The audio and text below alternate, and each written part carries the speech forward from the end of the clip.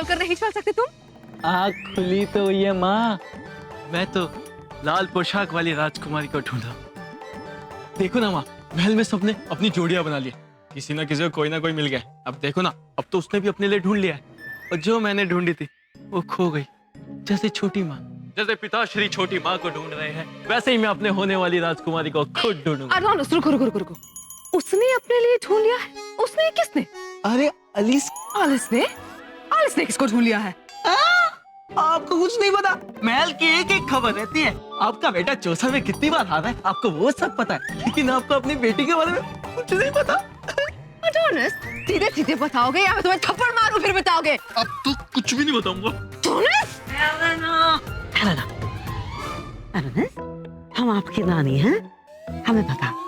Alice के बारे में क्या कह रहे हैं? मैं क्या कह रहा था? मैं कह रहा था कि एलिस को अपना जीवन साथी मिल गया। वो राजकुमार है ना चंपानगर का, एलिस को ऐसे देखते जैसे उसको पसंद करती है। पर मेरे वाली तो पता नहीं कहाँ खो गई। चंपानगर का राजकुमार कार्तिक के। बात बोलो चारू, तुम्हारा दिल बहुत बड़ा है। क्या तात्पर्य है तुम्हारा? उस दिन चंद्र सौभाग्य दर्शन के दौरान तुम्हारे होने वाले पति और मेरे भैया बिंदुसार का चेहरा उस दासी धर्मा ने देख लिया था, और तुमने कैसे बर्दाश्त कर लिया तुमने चारू? अगर मैं होती तो ना जाने क्या करती। हिम्मत तो देखो उस दासी की, तुम्हें पीछे छोड़ के आगे चली गई है। क्योंकि गांव की लड़कियां ना ऐसे ही सपने देखते, किसी ना किसी राजकुमार को अपने वश में कर दे और इन बड़ी महलों की महारानी बन जाए। उस दिन बिंदुसार भैया पर इसकी नजरें थी, और एक दिन तो राजकुमार कार्तिकेय पर उसकी दृष्टि डालते मैंने खुद देखा था। अच्छा, रुको। दासी, उस धर्मा को हमारे समक्ष उपस्थित होने के लिए कहो। उसे यहाँ हमारी सेवा के लिए होना चाहिए, ना कि अपने कक्ष में विश्राम करने के लिए।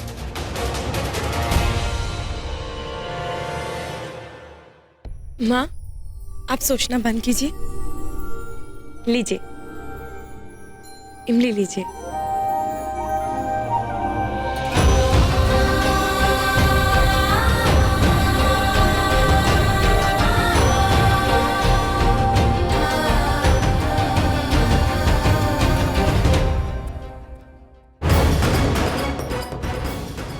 महल में इमली नहीं थी ना, इसीलिए बाहर गई। आपको इमलियाँ पसंद है ना पिताश्री?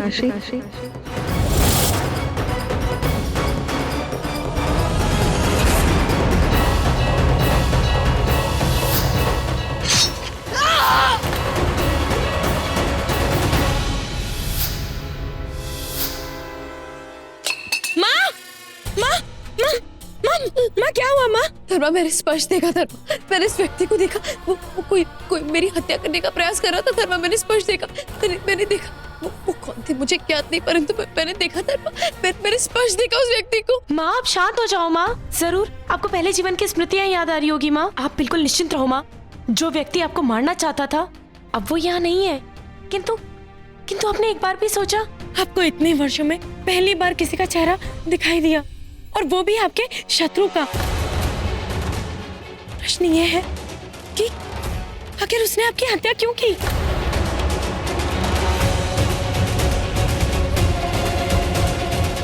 प्रभा, महाराज ने आपको अपने कक्ष में उपस्थित होने का आदेश दिया है। धर्मा, आपको राजकुमारी चारुमती ने बुलाया है।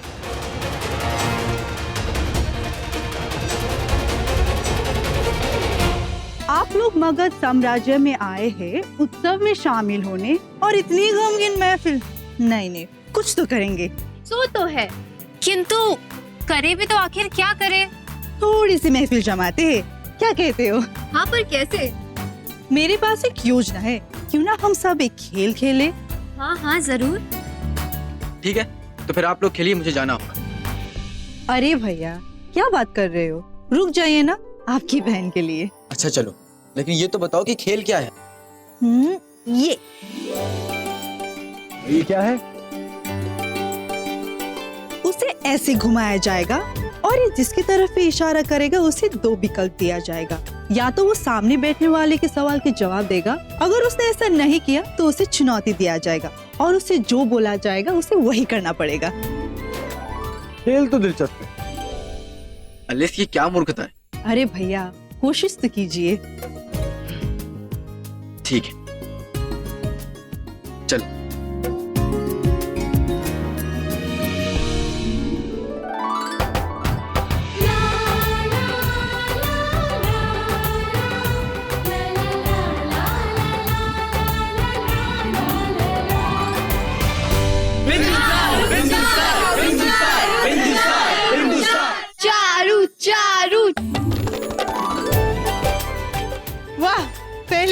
फंस गए आप भैया। फिर तो भाभी श्री आज अब जो कुछ भी पूछेंगे भैया मना नहीं करेंगे।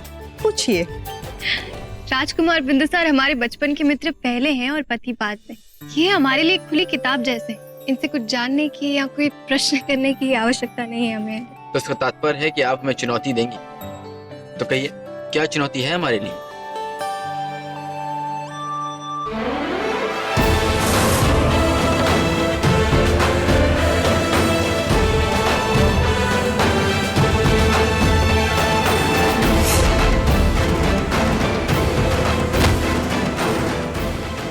ये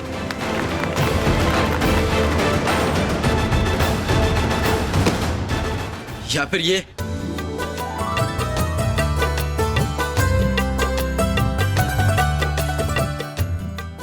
क्या बात है? हमने आपका शारीरिक कौशल तो देख लिया, क्यों ना आज खेल नजरों का हो।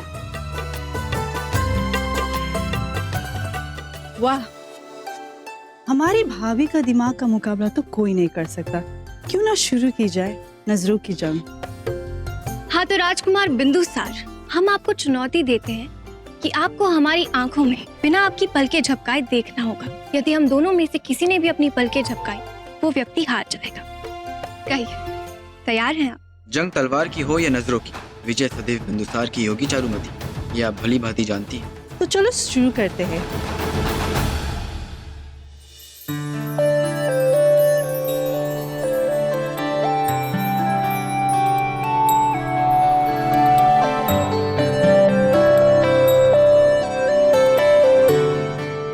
राजकुमार, ध्यान रहे, इस खेल में शरीर की ताकत नहीं, दिल की ताकत की आवश्यकता है। चारू, चारू, चारू, चारू, चारू, चारू, चारू,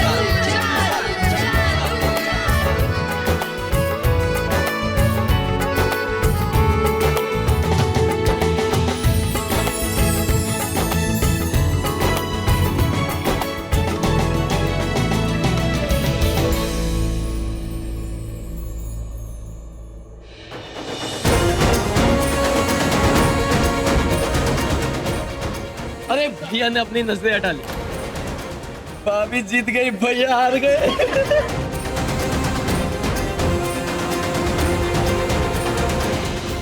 फिर से इस धर्मों के कारण मैं हार गया। अब देखते हैं किसकी बारी है।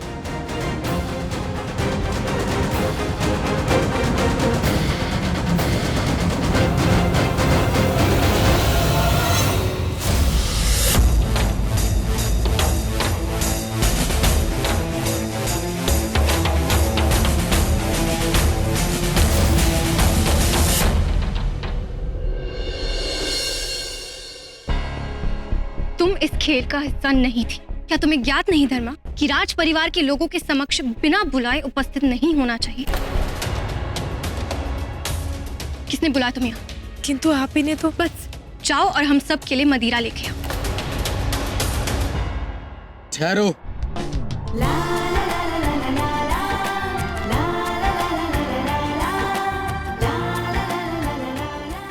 खेल तो खेल होता है। यदि इसका मुख अब तुम्हारी ओर संकेत हुआ है, तुम्हें भी इस खेल में सम्मिलित होना होगा। वैसे हम सब जानते हैं कि ये कितनी मुंहफट है। सत्य और उत्तर तो इसके मुख पर होता है, किंतु चुनौतियों को लेने का साहस है या फिर ऐसी ही बड़ी बड़ी बातें करती रहती? कहिए, क्या करना होगा मुझे? तुम्हें मुंडेर पर चलना होगा।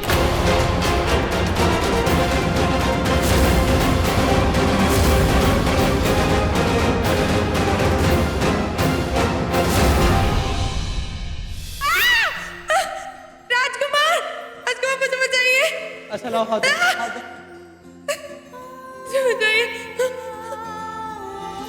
क्या हुआ अभी अभी? क्षमा कीजिएगा राजकुमार, किंतु मुझे ऊंचाई से बहुत भय लगता है। ये कैसी चुनौती है बिंदुसार? मुंडेर पे तनिक भी जगह नहीं, धर्मा गिर सकती है। खेल नहीं, आत्महत्या है, और तुम किसी के जीवन के साथ ऐसे नहीं खेल सकते। राजकुमार कार्तिकेय सही कह रहे हैं बिंदुसार, ऐसा करना उचित नहीं होगा। मुझे आपकी चुनौती स्वीकार है।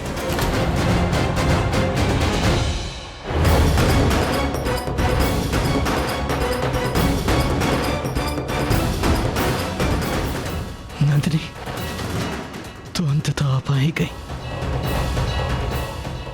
10 वर्षों तक नंदिनी केवल आपके प्रेम, आपके विश्वास ने मेरी आशा को बांधे रखा, और आज मेरे विश्वास की जीत हुई है।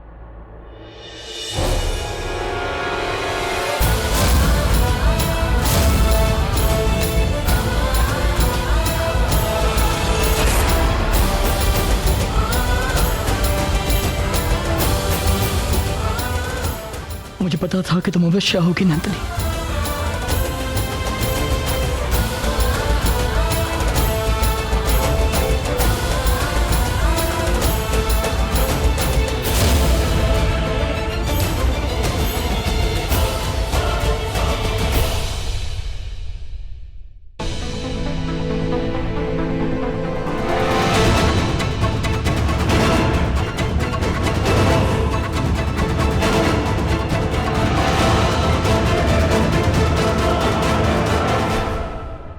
रुको,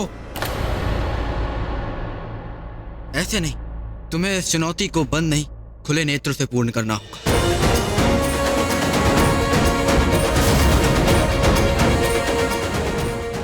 बस बस धर्मा, नीचे मत देखना।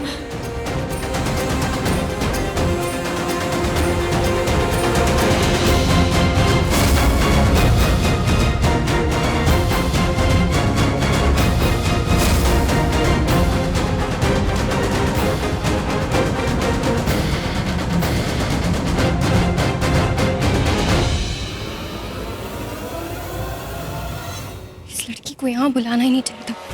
सदैव अनुचित समय पर उपस्थित हो जाती है। यदि ये चुनौती पूर्ण करते करते ही गिर गए तो और भी बड़ी समस्या हो जाएगी।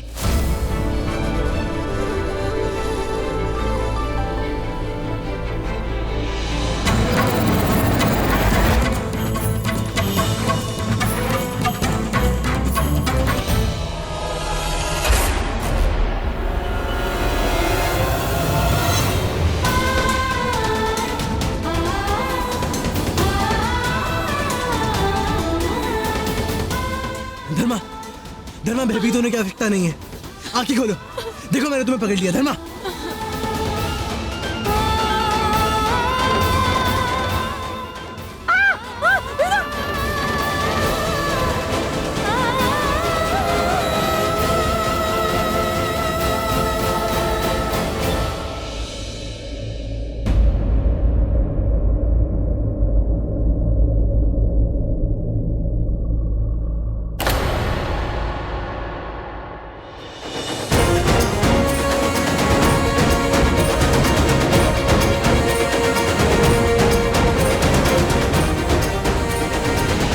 आप दोनों को देखकर ऐसा लगता है राजकुमार कि आप धर्मा को बहुत अच्छे से जानते हो।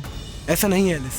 धर्मा के पिता हमारे राजमहल में राज पुरोहित के पद पे कार्यरत थे, और प्रजा होने के नाते उनकी रक्षा करना मेरा धर्म है। चंपानगर की है और अपनी प्रजा को मैं पीड़ा में नहीं देख सकता। मैंने तो पहले ही कहा था कि यह खेल मूर्खतापूर्ण है। इस घाव पर लेप भी आपने लगाया ना नंदिनी।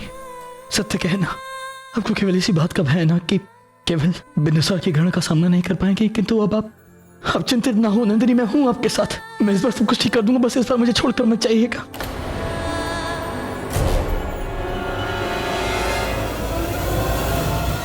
नंदिनी, बिंदुसार, ये आपकी मां नंदिनी है, रोकिए इन्हें। आप जा सकती हैं यहाँ से। नहीं नहीं नहीं, रोको नहीं, रुक जाइए। स्त्री के प्रेम में आप अंधे हो चुके हैं। इतना प्रेम के बाद उचित अनुचित पे भेद ही नहीं कर पा रहे। ये कैसे बोलता कर रहे हो बिंदुसार? वो आपकी मां नंदिनी है और आप उन्हें जाने दे रहे हो। उन्हें रोको। कौन नंदिनी पिताश्री? ठहरो। नंदिनी,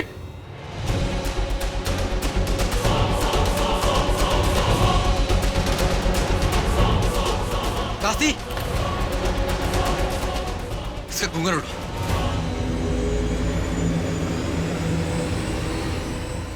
ये है आपकी नंदिनी?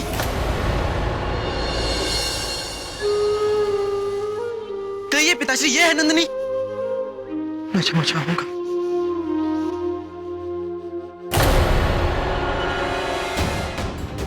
माँ, आज तो हम बच गए। ये तो मैं यहाँ समय पर पहुंच गई और आपकी पोशाक उस दासी को दे दी, अन्यथा अनर्थ हो जाता। देख लिया आपने, कहाँ है नंदिनी? कब तक इस भ्रम में जीते रहेंगे कि वो जीवित है, वो जीवित है? इतनी आंखें खोली और देखिए वो जीवित नहीं है, उनकी मृत्यु हो गई है।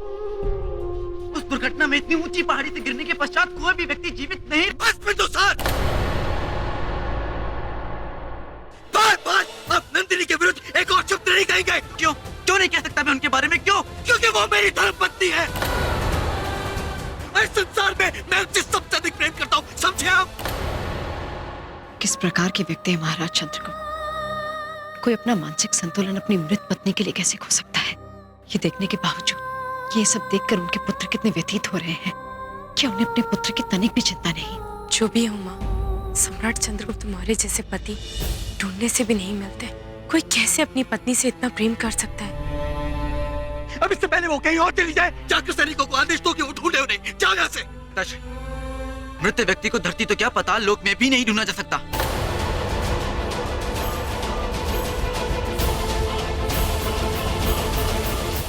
धर्मा,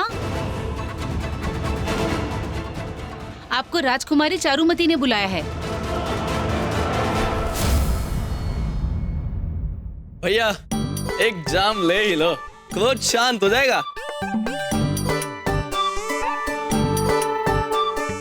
ठीक है, मतलब मुझे क्या।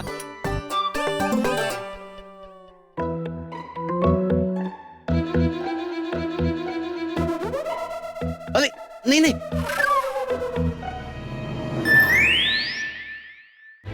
नहीं नहीं, कुछ नहीं भैया। अरे तुम्हें समझ नहीं आता, भैया मना कर रहे, मान जाओ।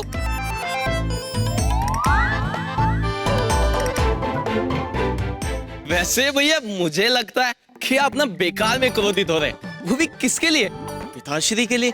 आप तो जानते हैं ना कि वो इतने सालों से अपनी मानसिक स्थिति से लड़ रहे हैं। एडोनिस, तुम्हें मामा श्री के लिए इस तरह बात करना शोभा नहीं देता। आखिर उनकी गलती ही क्या कि वह अपनी पत्नी से अटूट प्रेम करते, उस स्त्री से जो हर पहलुओं से महान थी।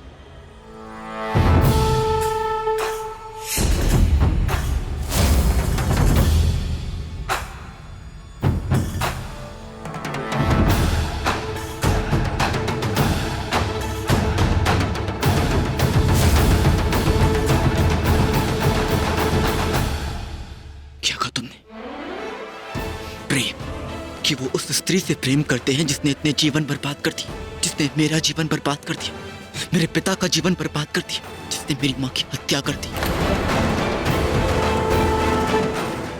पिताश्री एक मृत स्त्री से प्रेम करते हैं मधुकेतु। विनाश कर दिया है उसने मेरे जीवन का, मेरे पिता के अस्तित्व का।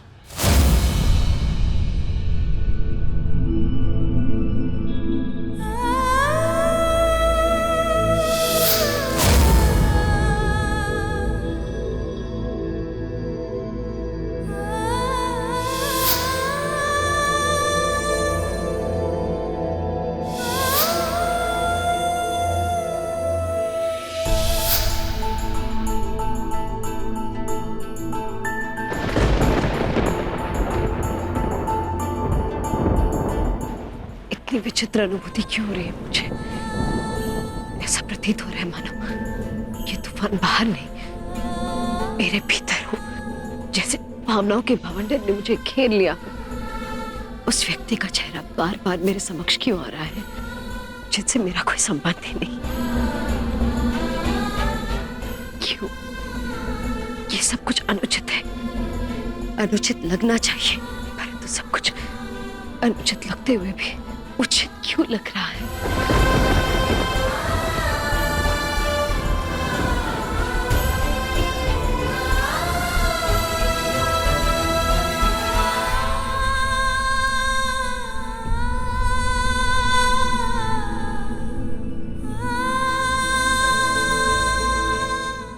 दस वर्षों तक नंदिनी, केवल आपके प्रेम, आपके विश्वास ने मेरी आशा को बांधे रखा।